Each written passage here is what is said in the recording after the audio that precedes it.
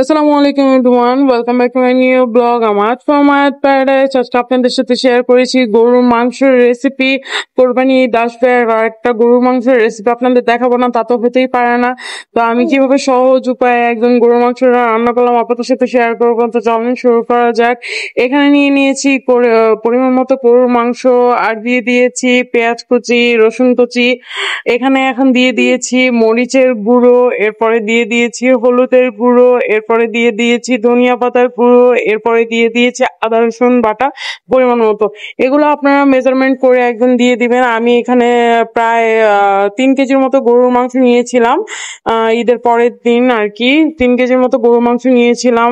আর সেই অনুযায়ী আর কি মশলাটা একদম দিয়ে দিয়েছি পরিমাণ মতো। আপনারা যতটুকু মশলা খেতে পছন্দ করেন আপনারা ওই পরিমাণ মতো আর কি সবকিছু দিয়ে দিবেন।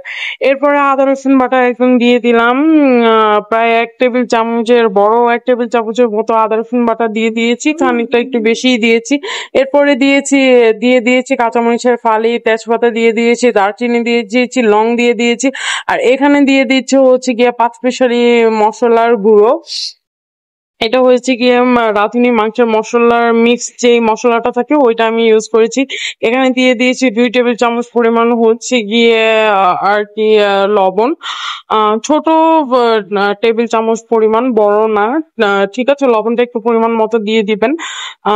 যতটুকু আর কি মাংসের আর কি মাংস ভুনা করলে আর কি লবণটা কম লাগে, আর মাংস হচ্ছে গিয়ে বেশি হলে লবণটা আর কি পরিমাণ থাকে, আপনারা মেজারমেন্ট করে আর কি দিয়ে দিবেন।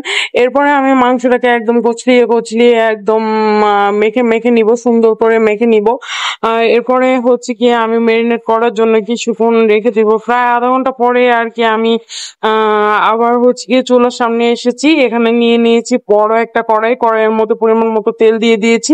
সাথে আমার মেরিনেট করা যে মাংসটা আধা ঘন্টা পর্যন্ত আমি রেখে দিয়েছিলাম সেটা হচ্ছে গিয়ে পুরো ঢেলে দিয়েছি। এখানে আপনারা পরিমাণ মতো আর কি তেল দিয়ে দিবেন।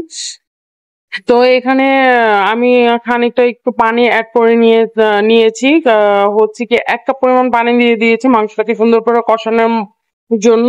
যতটা আপনারা মাংস কষাবেন ততটাই আর কি আপনাদের মাংস আর কি মজা হবে। তো এখানে কষানোর জন্য আমি এক এক কাপ পরিমাণ পানি দিয়ে দিয়েছি, আর হচ্ছে কি এই কষানোর জন্য নেড়ে চেড়ে দিয়েছি। এখন আমি হচ্ছে কি এখানে ঢাকনা দিয়ে দিব এই কারণে যেন মাংসটা তাড়াতাড়ি সিদ্ধ হয়ে যায়। তো আমি এখানে দিয়ে দিয়েছি ঢাকা, আপনারা দেখতেই পাচ্ছেন। আর হচ্ছে গিয়ে পানি আর কি যে একটা পরিমাণ দিয়েছিলাম ওইটা আর কি শুকানোর জন্য ওয়েট করতেছি। মাংসটাও এতে সিদ্ধ হয়ে যাবে, আর হচ্ছে গিয়ে আমার মাংসটাও সিদ্ধ হয়ে যাবে, আর আমার মশলাটাও কষানো হয়ে যাবে। তো এই তো আমি বারবার নেড়ে চেড়ে দিচ্ছিলাম যেন আর কি মাংসটা আর কি না লেগে যায়। একটু পরপর নেড়ে দিচ্ছিলাম, আর 5 মিনিট পরপর ঢাকনা উঠিয়ে নেড়ে চেড়ে দিচ্ছিলাম। এতে আমার মাংসটাও সিদ্ধ হয়ে যাচ্ছে, আর হচ্ছে গিয়ে আমার পানিটাও কমে আসছে, সাথে সাথে আমার মাংসটাও সুন্দর করে কষানো হয়ে যাচ্ছিল। তো আপনারা দেখতেই পাচ্ছেন এখানে পানির পরিমাণটা অনেক কমে আসছে, আর মাংসটাও আমার সিদ্ধ হয়ে গিয়েছে, সাথে সাথে মাংসটা অনেক কষানো হয়ে গিয়েছিল। কষানোটা দেখেন কিভাবে হয়েছে।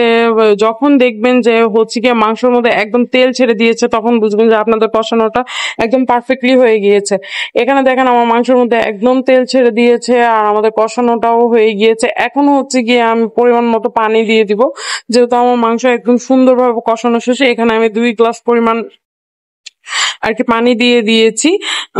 তো আমি একটু ঝোল ঝোল করে রান্না করব আর কি, এর জন্য পানির পরিমাণটা বেশি দিয়েছি। আর যেহেতু গরুর মাংস একটু পানিটা বেশিই লাগে, তো আমি এখানে পানি দিয়ে ছেড়ে দিয়েছি আর কি মাংসটা হওয়ার জন্য। এখন আর ঢাকনা দেওয়ার প্রয়োজন নাই, যেহেতু আমরা আগেই মাংসটা মোটামুটি সিদ্ধ করে নিয়েছি। এখন যতটুকু সিদ্ধ হওয়ার সেটা নিজে নিজেই হয়ে যাবে।